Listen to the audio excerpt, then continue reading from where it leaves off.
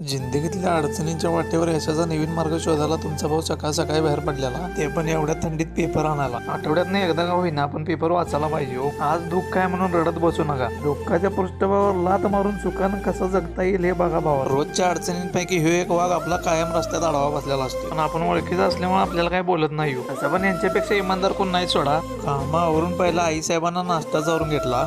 जगात तुम्हाला लाख माणसं भेटतील हो, पण आईची जागा कोण सुद्धा घेऊ शकत नाही. कायम लक्षात ठेवा. रोजच्या सारखं गंध लावून दिवसाची आपल्याला सुरुवात होत्या. केसाने दाढी लई दिवस झाले कापली नव्हती, कशी वाढल्या बघा. लईच कसतर वाटलं तर म्हणून जाऊन पहिला दाढीने केस कापून आलो. कसा दिसायला बघा भाऊ तुमचा चकाचा का. घरातली सगळी कामावरून मम्मीचा व्यायाम करून घेतलो, कारण आज कोल्हापूरला पण जायचं होतं मला. कोल्हापूरला का चाललंय भावाने की नाही तुम्हाला विदेशी व्हिडिओ मध्ये नक्की कळेलच.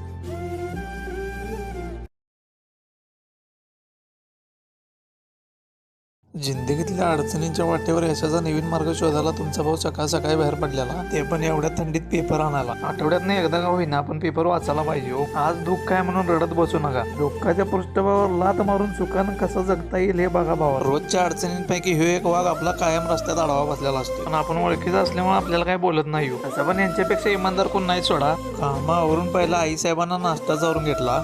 जगात तुम्हाला लाख माणसं भेटतील हो, पण आईची जागा कोण सुद्धा घेऊ शकत नाही. कायम लक्षात ठेवा. रोजच्या सारखं गंध लावून दिवसाची आपल्याला सुरुवात होत्या.